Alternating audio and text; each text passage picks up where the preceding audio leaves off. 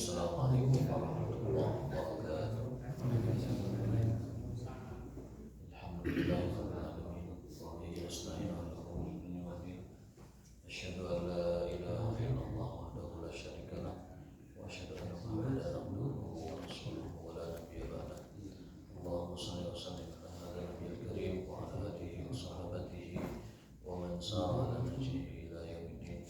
Allahumma subhanaka la ilma lana illa ma 'allamtana wa 'allimna ma yanfa'una wa zidna ilman. Allahumma rabbana atina fid dunya hasanah wa fil akhirati hasanah wa qina adzabannar. Amin ya rabbal alamin. Bapak sekalian jamaah salat subuh yang dimuliakan oleh Allah Subhanahu wa taala.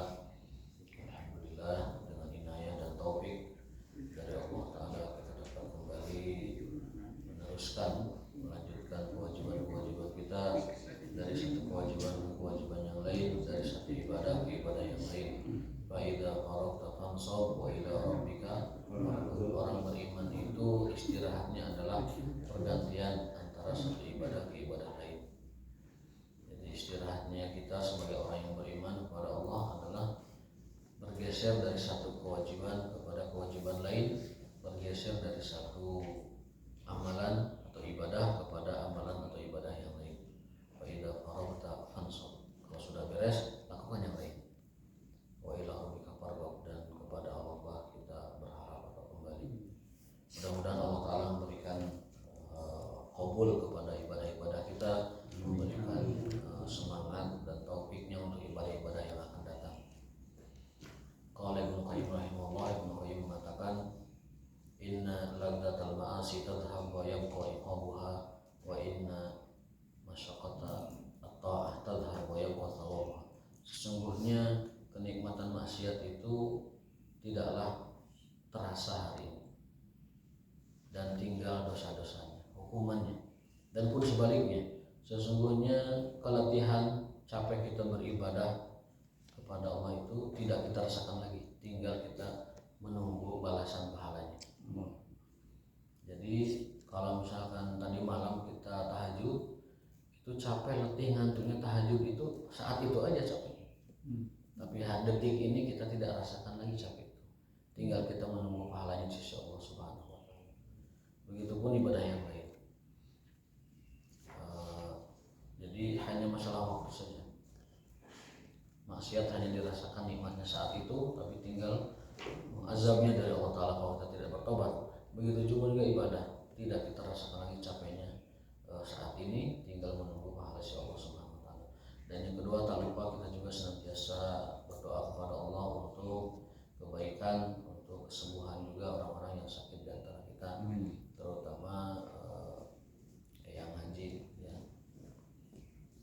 Yang haji original yang masih dirawat di rumah sakit. Mudah-mudahan Allah taala menjadikan sebagai fardhu dzunub dan juga sebagai pengangkat derajat di sisi Allah Subhanahu wa taala. La ba'sa tahurun insyaallah wa syafa'allahu syifaan ajilan syifaan la yughadiru saqaman amin rabbal alamin.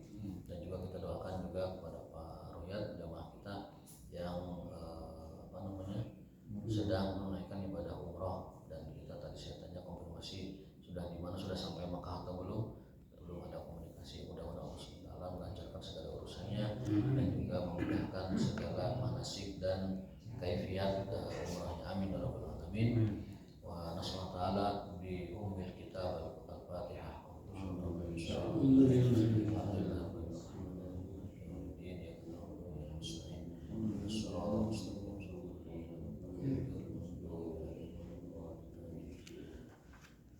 Baik, kita akan lanjutkan kajian kitab Al-Adab Al-Mufrad yang disusun oleh Imam Bukhari. Ini hadis-hadis Imam Bukhari berkenaan dengan adab ya, atau akhlak. Sebagaimana kita sering tekankan, agama itu 3 unsur. Yang pertama akidah, tauhid ya. Yang kedua ibadah atau syariah. Yang ketiga adalah akhlak atau adab, atau bahasa orang sananya tasawuf, tapi kita lebih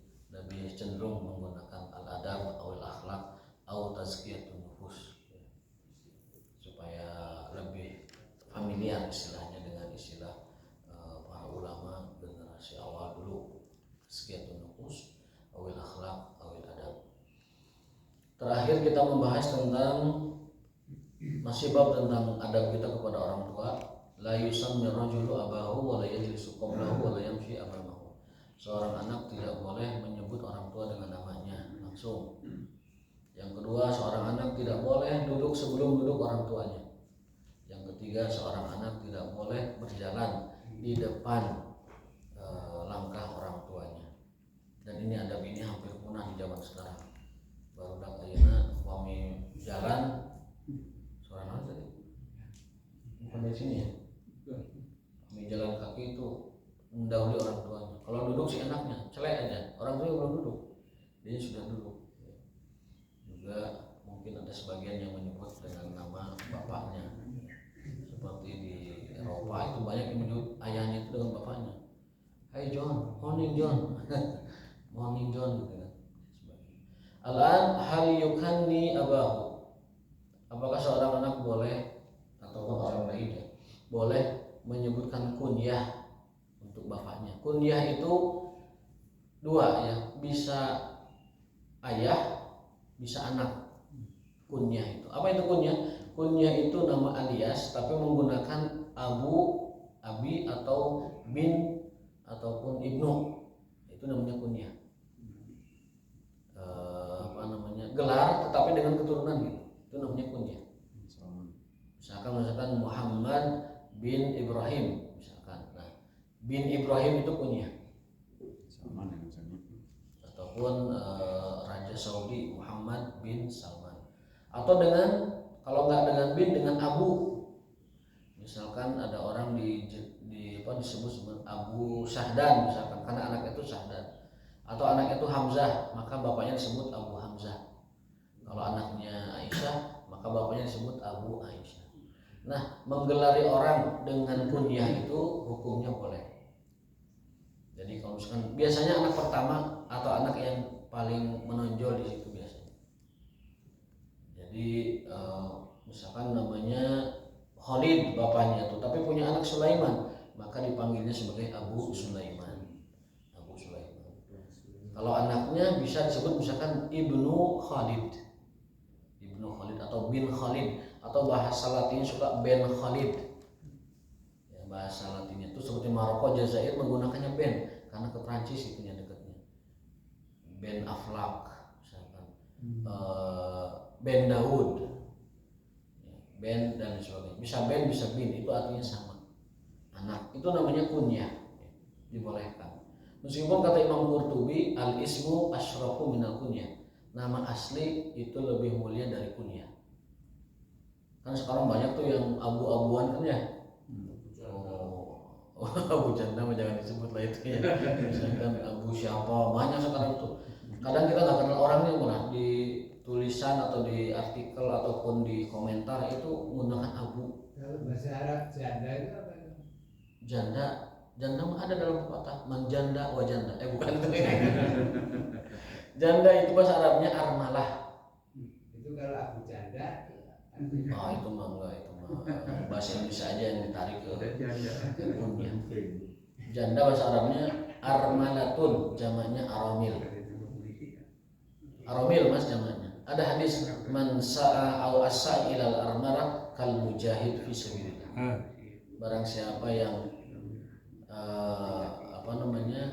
menaungi, melindungi, mengkafalahi, mencukupi kehidupan seorang janda, maka dia seperti jihad fisabilillah. Yang menghidupi seorang janda itu seperti jihad fisabilillah. Asli.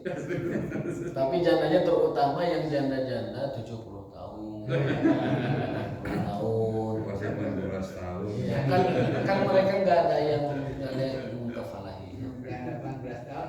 Kalau yang 18 tahun banyak yang mengkafalahinya mas, banyak yang nyumbang kalau 18 tahun. Ini yang 70 tahun 80 tahun ini jarang yang membantu. Nah, jadi hadisnya itu as-sa'i ilal armalati wal aitami kal mujahid fisabilillah. Barang siapa yang mencukupi kebutuhan janda dan anak yatim, maka dia seperti jihad fisabilillah. Itu motivasi kita untuk mengkafalahi, membantu, terutama tadi janda yang tidak berdaya ya, yang sudah tua dan sebagainya.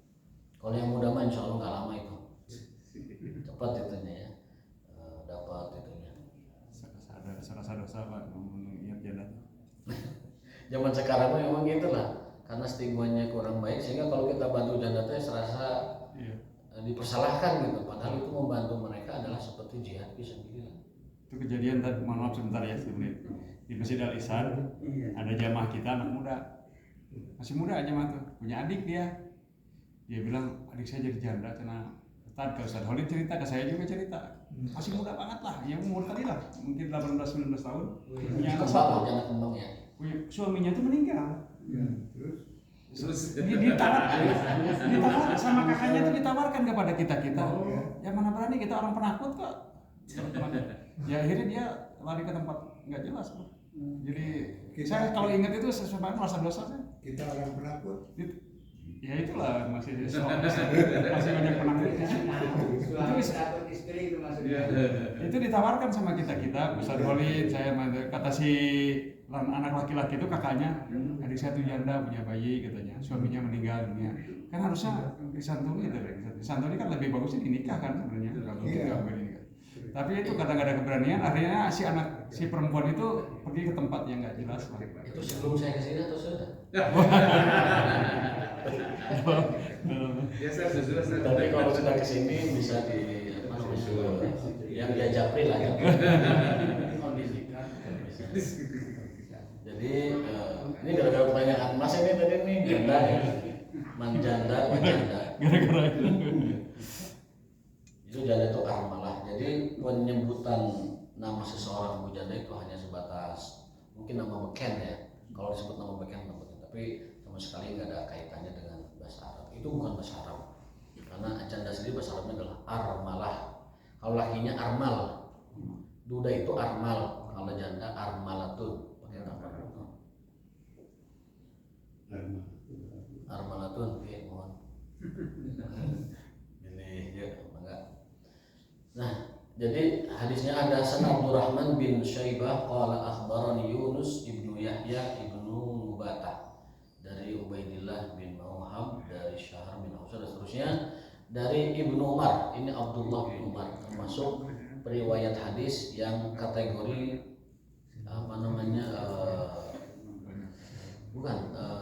mata rantai emas dalam ilmu hadis. Nama bahasa Arabnya silsilah dhahabiyah. Silsilah dhahabiyah. Jadi mata rantai emas dalam ilmu hadis. Ibnu Umar, Abdullah bin Umar. Faqala lahu Salim. Nah, Salim ini maulanya Ibnu Umar. Maula itu adalah budak yang dibebaskan. Itu maula. Ya. Dalam sebuah hadis disebutkan al-wala'u liman a'taqa. Seorang budak yang dibebaskan oleh majikannya, maka majikan tersebut punya hak wala, loyalitas dari si maula ini. Jadi statusnya bukan budak lagi, tetapi loyalitas orang ini tetap diberikan kepada mantan majikan yang sudah membebaskannya. Itu namanya maula. Beda dengan abid. Kalau abid itu sahaya, seluruh hidup dan tindakannya itu di bawah kuasa majikan. Tapi kalau maula dia bukan abid lagi, dia sudah merdeka, akan tetapi loyalitasnya masih diberikan kepada majikan. Zaman sekarang sudah tidak ada. Kita manggilnya apa? Maula saja. Maula saja. Makanya disebut dalam sejarah itu Salim Maula Abi Hudzaifah. Salim itu dulu bekas maulanya Abi Hudzaifah. Dan seterusnya. Banyak sahabat-sahabat yang bergerak maula. Maula Ibnu Umar berarti itu bekas budaknya Ibnu Umar. Maula Abi Hudzaifah berarti bekas budaknya Abu Hudzaifah. Walhasil maula itu orang yang dibebaskan oleh majikan dan dia memiliki loyalitas kepada mantan majikannya. Karena hadisnya al-wala'u liman a'taqa, yang namanya loyalitas kemaulaan itu adalah bagi yang telah membebaskannya. Faqala lahu Salim. Salim berkata kepada Ibnu Umar, "As-salatu ya Aba Abdurrahman." Sudah sampai waktu sholat wahai Abu Abdurrahman. Nah, ini menegaskan bahwa yang disebut dengan kunyah tadi abu-abuan itu adalah dianjurkan. Di kalangan para sahabat itu sangat lumrah, zaman Nabi juga sangat lumrah. Nabi pun bergelarnya Abul Qasim kan? Nabi itu gelarnya Abu Qasim karena ada putra laki-lakinya bernama Qasim. Khalid bin Walid gelarnya adalah Abu Sulaiman. Abu Sulaiman. Kemudian sahabat-sahabat lain juga itu ada bergelar dengan Abu. Kita pun kalau mengikuti sunnah orang-orang terdahulu pakai Abu biar dikenal siapa anaknya, siapa bapaknya. Itu Abu misalkan bapaknya Abu siapa ya? Abu Faisal. Abu Faisal misalkan. Ataupun kalaupun tidak dengan anak kandung, anak asli, bisa dengan dia populer dengan apa misalkan. Karena dia misalkan penjual pohon-pohonan tumbuh-tumbuhan, kita bisa menggelarnya Abu Syajarah, bapaknya tumbuhan. Nah, gitu. Ataupun misalkan dia penjual tepung terigu, Abu Daki misalkan gitu. Karena ada ulama bergelar Ibnu Daki, anak terigu gitu ya kan, bahasa Arab nama. Tapi itu maksudnya adalah karena dia profesinya sebagai penumbuk gandum atau lain sebagainya. Itu sering digelari seperti itu. Abu Hurairah karena memiliki kucing kesayangannya. Namanya sendiri adalah Abdurrahman bin Sakhar. Abdurrahman bin Sakhar itu nama Abu Hurairah. Digelari Hurairah karena Hurairah itu kucing kecil yang lucu, itu namanya Hurairah. Kayak kucing congkok badak itu beda, itu mah bukan lagi Hurairah, tapi sudah Al-Qittu dan seterusnya. Nah, kita boleh digelari dengan abu-abu semacam itu, boleh kepada anak, boleh juga kepada kekhasan diri kita yang tidak dimiliki orang lain. Abu Syajarah ya, ataupun misalkan nama aslinya Abdurrahman bin Sakhar. Abdurrahman bin Sakhar, Sakhar dengan ra, Sakhar. Sokar pakai kok, Sokar. Sokar itu kalau bahasa Arab artinya raja wali. Orang Arab biasa menamai anak-anaknya dengan nama-nama hewan, tapi yang hewannya itu yang gagah. Raja wali itu Sokar. Kemudian Asad itu singa. Ada lagi Fahad itu macan. Namir itu seperti leopard gitu. Nama-nama yang digelari itu nama-nama yang kuat dan kalau di kita mungkin elang ya kayak gitu, elang atau nama-nama semacam itu biasa di bangsa Arab supaya anaknya itu berani dan kuat. Julukan ke Siti Aisyah itu kalau julukan itu namanya lakob. Julukan itu namanya lakob. Itu tidak ada kaitannya dengan kekhasan orang tersebut, baik kekhasan sebagai ayah dari seseorang atau sebagai anak dari seseorang. Kalau di luar itu namanya lakob. Lakob itu gelaran, julukan. Seperti Humairah. Aisyah itu gelarnya Humairah karena putih kemerahan disebut Humairah. Kemudian Ibnu Abbas digelari sebagai Habrul Ummah, tinta umat, karena beliau orang yang paling berilmu di kalangan umat saat itu. Abu Hurairah digelarnya Habrul Ummah. Khalid bin Walid dijuluki Saifullah, pedang Allah Subhanahu wa taala. Hamzah digelari oleh Nabi sebagai Asadullah, singa Allah Subhanahu wa taala. Nah, gelaran-gelaran julukan-julukan itu disebut lakob. Jadi kita bisa bedakan ada kunyah, ada lakob. Kalau kunyah itu pakai abu-abuan atau ibnu-ibnuan. Tapi kalau lakob itu nggak pakai abu, nggak pakai ibnu. Dia lakob itu julukan saja. MPD, MPDI, apalagi itu MAG, kemudian ST, SPD itu termasuk lakob. Maksudnya lakob ya. Kan berat BR dokter itu lakob. APT apoteker itu lakob. Maksudnya lakob. Gelaran-gelaran julukan. Gitu ya. Sudah biasa di kita. Hadasan ashabuna an Waqi'in an Sufyan an Abdullah bin Dinar an Ibni Umar qala lakin Abu Hafsin Umar qadha. Bahkan Ibnu Umar sendiri menyebut ayahnya itu Abu Hafsin karena anak Umar ada yang namanya Hafsah. An Abi Hafsin Umar bin Al-Khattab radhiyallahu taala anhu. Jadi kalau dibudayakan juga boleh Abu atau Ibnu. Tapi kita kalau yang tidak biasa mengkamuk juga. Baik, berikutnya adalah hadis ke-47 wujubu silaturahim. Jadi tadi itu boleh anak menyebut kunyah ya? Boleh menyebut kunyah ke bapaknya. Ibnu Umar menyebut ayahnya itu apa tadi, Abu Hafsan, Abu Hafsin, bapaknya Hafsah.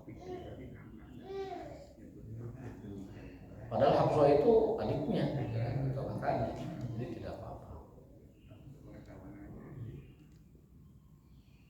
Jadi tadi Ibnu Umar gelarnya Abu Abdurrahman, kalau Umar sendiri gelarnya Abu Hafsin. Kalau Ali bin Abi Thalib gelarnya apa? Abul Hasan. Ya Abul Hasan, karena anaknya ada namanya Hasan dan Husain. Yang paling besar itu Hasan, yang kecilnya itu adalah Husain, sehingga gelarnya itu dinisbatkan kepada anak yang pertama ya, sehingga Abul Hasan. Kalau karamah wajah itu dari Karamah wajah itu namanya jumlatun i'tiradiyah, doa. Doa. Karamallahu wajhahu, semoga Allah memuliakan wajahnya. Biasanya i'tiradiyah itu radhiyallahu taala anhu atau rahimahullahu taala. Itu adab kita kepada orang-orang terdahulu. Kalau sahabat radhiyallahu taala, kalau selain sahabat rahimahullahu taala. Mungkin ada gelar lain yang biasa digunakan, tidak apa-apa. Berikutnya wujubu silaturahim, kewajiban menjaga silaturahim. Ini dari Kulayb bin Manfa'ah, dari kakeknya. Dia berkata, ya Rasulullah, man abaru, wahai Rasulullah, siapakah yang aku harus perlakukan dengan mulia, dengan baik? Beliau menjawab, ummaka wa abaka, ibu dan bapakmu, wa ukhtaka wa akhaka, kakak perempuanmu atau adik perempuanmu, dan saudara laki-lakimu. Jadi itu urutannya. Yang harus kita muliakan itu satu, ibu dan ayah, yang kedua saudara perempuan, yang ketiga saudara laki-laki, kemudian baru setelah itu wa maula kalladzi yalidaka, dan maula itu bekas pembantu kita, bekas budak kita kalau kita memiliki budak, tapi sampai sekarang tidak ada ya. Hakun wajibun itu adalah sebuah kewajiban. Hak menjadi hak bagi dia dan menjadi wajib bagi kita, itu namanya hakun wajibun. Ibu, ayah, saudara perempuan, saudara laki-laki, baru setelah itu orang yang membantu kita. Itu semua orang yang wajib kita muliakan. Sebagai apa? Sebagai hakun wajibun. Bagi merekanya sebagai hak mereka, bagi kitanya sebagai kewajiban untuk memuliakan mereka. Warahimun mausulah, dan di luar hak dan kewajiban itu juga ada rahim atau silaturahim yang wajib dijaga talinya. Berikutnya adalah hadis ke-48, ini dari Musa bin Ismail, dari Abu Awanah, dari Abdul Malik bin Umair, dari Musa bin Talha, dari Abu Hurairah. Abu Hurairah ini orang yang paling banyak meriwayatkan hadis Rasulullah. Lamma nazalat hadhil ayah wa anzir ashiratakal aqrabin. Ketika turun ayat kepada Nabi Muhammad, wahai Muhammad, peringatkanlah keluarga terdekatmu. Baru setelah itu kan Nabi diperintahkan dakwah kepada orang Quraisy. Jadi tartibnya itu adalah keluarga dulu. Wa anzir ashirataka al-aqrabin. Sukses nggak sukses mendakwai keluarga, yang penting lakukan dulu. Baru setelah itu dakwahi kaum yang ada di situ. Akhirnya Nabi setelah mendapatkan perintah dari Allah mendakwahi atau mengajak kerabatnya kepada Islam, beliau memanggil kerabat-kerabatnya. Fanada, qoma Nabi SAW, fanada, Nabi berdiri dan memanggil setiap kabilah-kabilah yang merupakan keluarga dekatnya. Beliau mengatakan, ya Bani Ka'ab bin Lu'ay, anqidu anfusakum minan nar. Wahai Bani Ka'ab, maksudnya keluarga Ka'ab, selamatkan diri kalian dari neraka. Ya Bani Abdi Manaf, wahai keluarga Abdul Manaf, anqidu anfusakum minan nar, selamatkan keluarga kalian dari neraka. Ya Bani Hashim, wahai keluarga Bani Hashim, anqidu anfusakum minan nar, selamatkan diri kalian dari neraka. Ya Bani Abdul Muttalib, wahai keluarga Abdul Muttalib, selamatkan diri kalian dari neraka. Ya Fatimah binti Muhammad, wahai Fatimah putrinya Muhammad, putri beliau SAW, anqidhi nafsaki minan nar, selamatkan dirimu dari neraka. Itu Nabi kepada putrinya, wahai putriku, selamatkan dirimu dari neraka. Fa inni la amliku laki minallahi syai'a. Aku tidak bisa menolong apapun bagi kalian dan aku tidak memiliki apapun di sisi Allah untuk kalian. Ghairu anna lakum rahiman sa'abuluha bibalaliha. Akan tetapi aku hanya memiliki rahim, tali kekeluargaan, yang aku akan berusaha sekuat tenaga agar menyelamatkan kalian dari kejahatan dunia, dan juga aku akan berdoa sekuat tenaga agar kalian tetap ada dalam taufik dan hidayah Allah Subhanahu wa taala. Jadi Nabi sendiri memperingatkan keluarganya dengan cara seperti itu. Wahai Abdul Manaf, wahai Abdul Muthalib, wahai siapa lagi itu, Bani Hashim, bahkan ke putrinya, wahai Fatimah binti Muhammad. Kenapa Fatimah sering disebutkan? Karena putri yang paling tersayang bagi beliau itu Fatimah.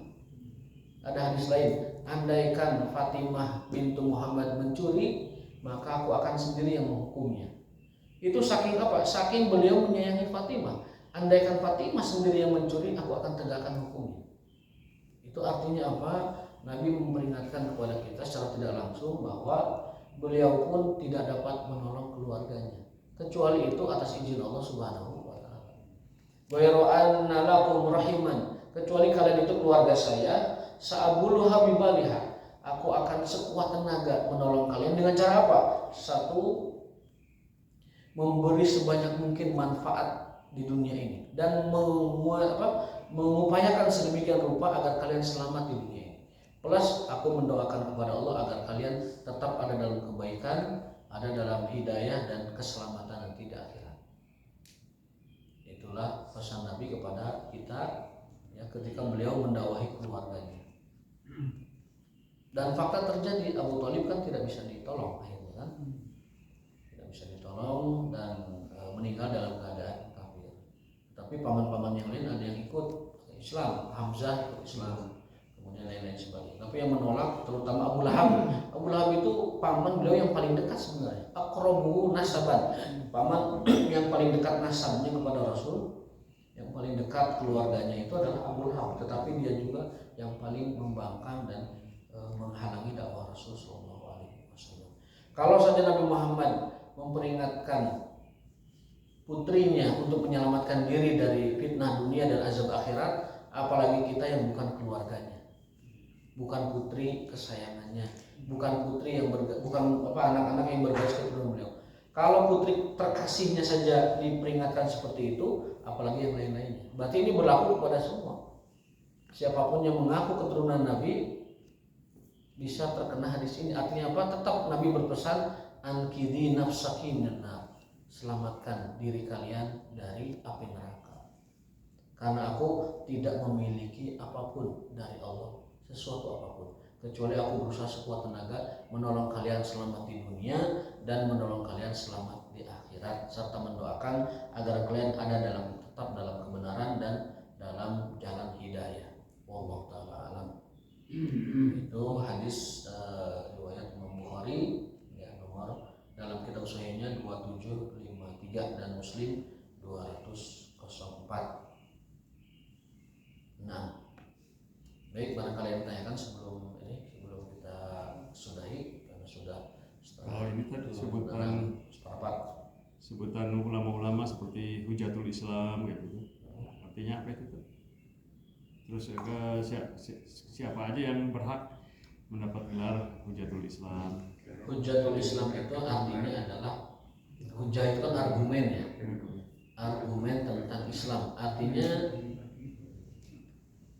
Artinya orang tersebut merupakan referensi ilmu bagi umat. Hujatul Islam. Rasul adalah hujatullah fil ardi, ya kan? Para rasul itu hujahnya Allah di muka bumi. Artinya tidak ada orang yang bisa memberikan alasan kepada Allah karena Rasul sudah diutus. Makanya Rasul disebut hujatullah fil ard, argumen Allah untuk umat manusia. Karena hujahnya sudah diturunkan para rasul itu, maka tidak ada orang yang bisa beralasan karena sudah ada alasan Allah. Mereka tidak lagi bisa beralasan. Nah, para imam yang bergelar Hujatul Islam itu mereka telah menegakkan hujah, menegakkan dakwah, menegakkan ilmu. Maka tidak ada lagi orang yang berhak mengatakan bahwa ilmunya tidak sampai kepada kita. Karena para ulamanya sudah menegakkan hujahnya. Yang bergelar Hujatul Islam itu di antara yang paling terkenal adalah Hujatul Islam Al-Imam Al-Ghazali. Imam Al-Ghazali rahimahullah ta'ala. Juga ada yang digelari Hujatul Islam itu Ibnu Taimiyah rahimahullah ta'ala.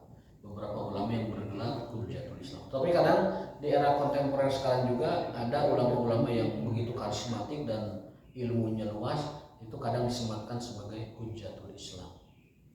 Itu udah puncaknya makom para ulama itu adalah Hujatul Islam.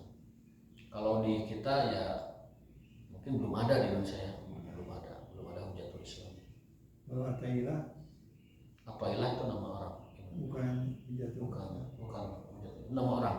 Itu pengarang kitab Al-Hikam, kitab tentang hikmah-hikmah kehidupan dan pesan-pesan wasiat kehidupan.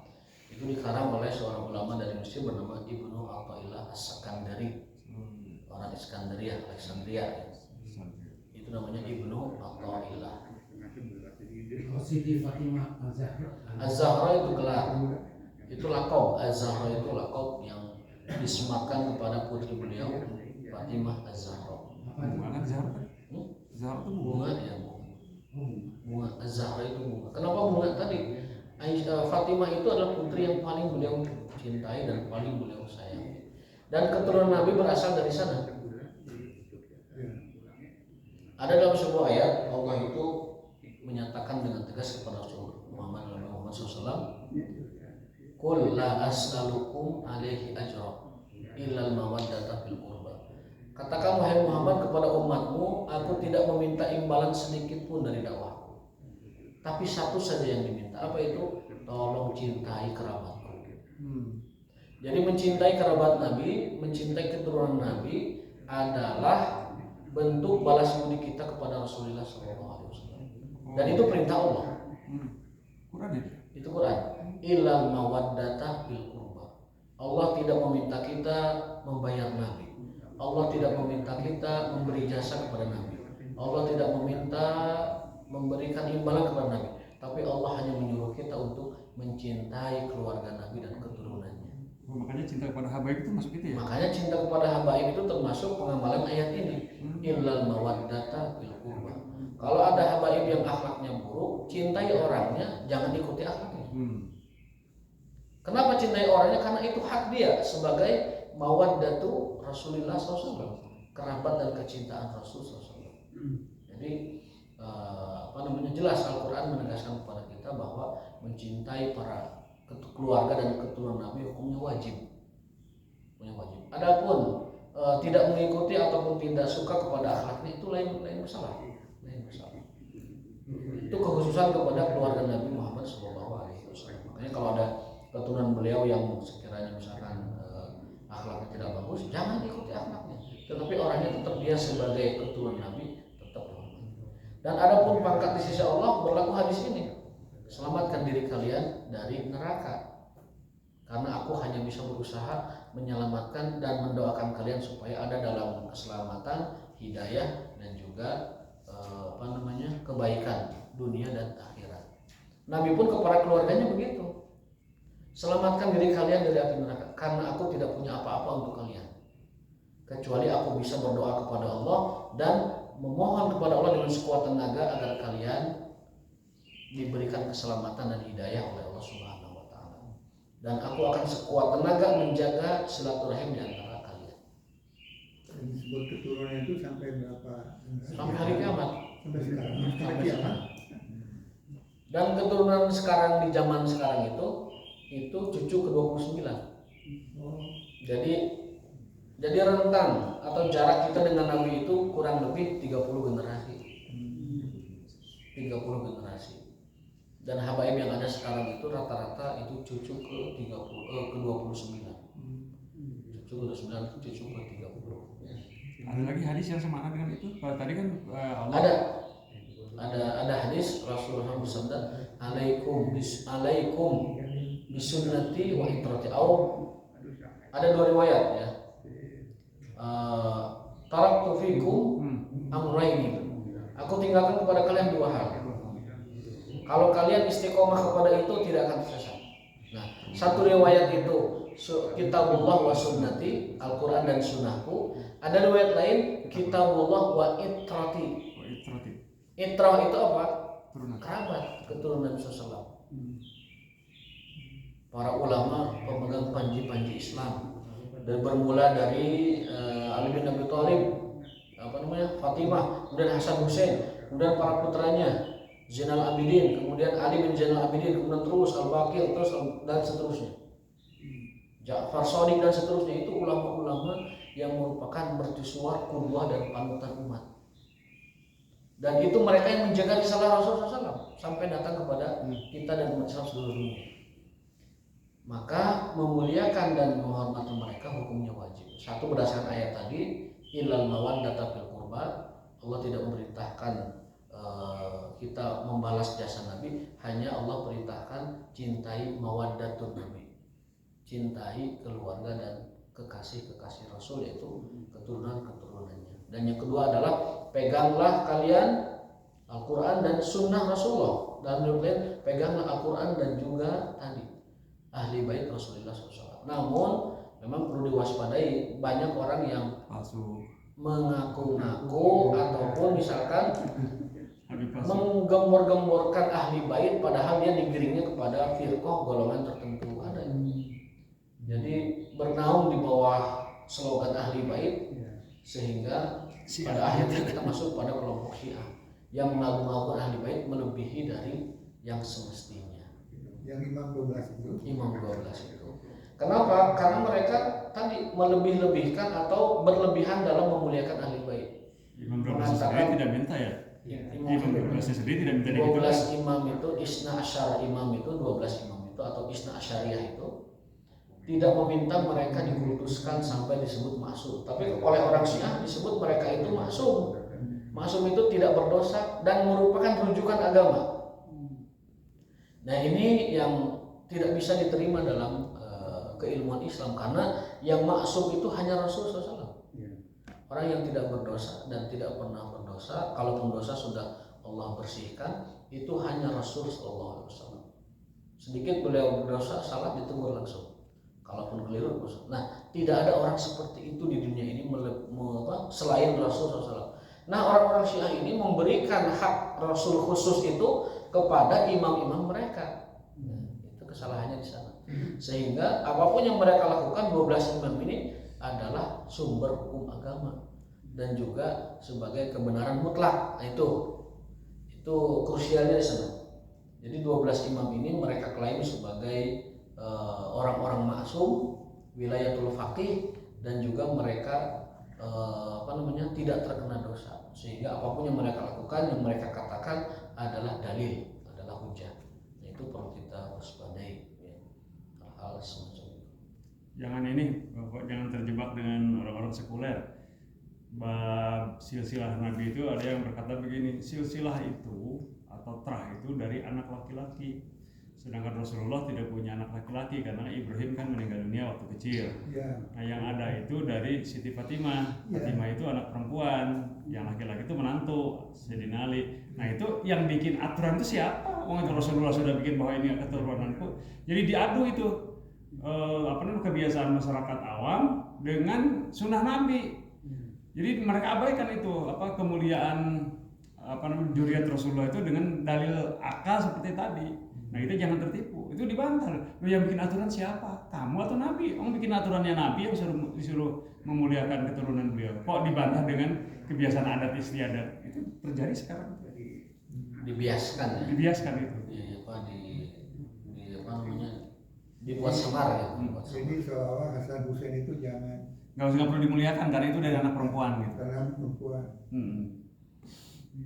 Padahal kesayangan Nabi sayang dan cintanya Nabi kepada Hasan Hussein itu jelas sekali kan. Akikah beliau yang akikahin, kemudian setiap sholat dibawa gantel gitu. Kemudian disebutkan bahwa Al Hussein nanti kelak akan syahid di sini. Sudah tahu. Dan Nabi sudah memberi kabar. Akan begini. Jadi bisa begitu ya. Wahyu lah. Wah, kita mal katanya kan orang mata. Tidak ada ilmunya, tidak ada wahyunya. Nah, itu jemaah sekalian beberapa hal yang dapat kita petik dari kisah di sini. Mudah-mudahan Allah Ta'ala memberikan pencerahan, memberikan gambaran. Yang kesimpulannya adalah bahwa kita dan keluarga kita sama sekali tidak saling memberi manfaat kepada keluarga. Yang memberi manfaat menyelamatkan kita adalah kita sendiri. Pesan Nabi kepada putrinya, selamatkan dirimu nak dari api neraka. Aku hanya bisa memintakan hidayah dan taufik kepada Allah untuk kebaikanmu di dunia maupun di akhirat. Selebihnya adalah urusan kamu dengan Allah Subhanahu wa Ta'ala. Syafaat nanti di yaumil akhir. Tapi ketika sekarang kita menjalani hidup, itu kita harus berpegang pada hadis ini. Tapi nanti kelak syafaat Rasul berikan, itu kan kita tidak tahu siapa yang akan berhak mendapat syafaat atau siapa yang tidak berhak mendapatkan syafaat. Hanya Allah dan Rasulnya nanti yang memberikan itu. Allah yang mengizinkan, Rasul yang memintakan. Nah, Rasul pun nanti memintakan kepada keluarganya. Allah yang mengizinkan. Allah yang mengizinkan pasti. Artinya meminta syafaat itu kepada Allah. Ya. Meminta syafaat itu kepada Allah. Nanti Rasulullah yang memintakan kepada Allah siapa yang diberi syafaat tersebut. Ada ayatnya. Apa ayatnya? Illa man adzina lahu liman irtada. Satu, yang diberi syafaat itu yang Allah izinkan, illa man adzina lahu. Yang kedua, liman irtada, yang Allah ridhoi untuk diberi syafaat. Berarti syafaat itu tetap bergantung kepada dua hal. Satu, izin dari Allah. Yang kedua, ridho dari Allah. Diberikan syafaat kepada yang bersangkutan. Rasul memintakan. Jadi jelas syafaat pun tetap kita menggantungkannya kepada Allah. Mudah-mudahan Rasulullah memintakan syafaat itu kepada Allah dan kita diberi syafaat oleh Allah Ta'ala melalui permohonan dari Rasul kita Muhammad SAW. Wallahu ta'ala alam bisawab. Nakhtatim bidu'a kafar majlis. Subhanallah.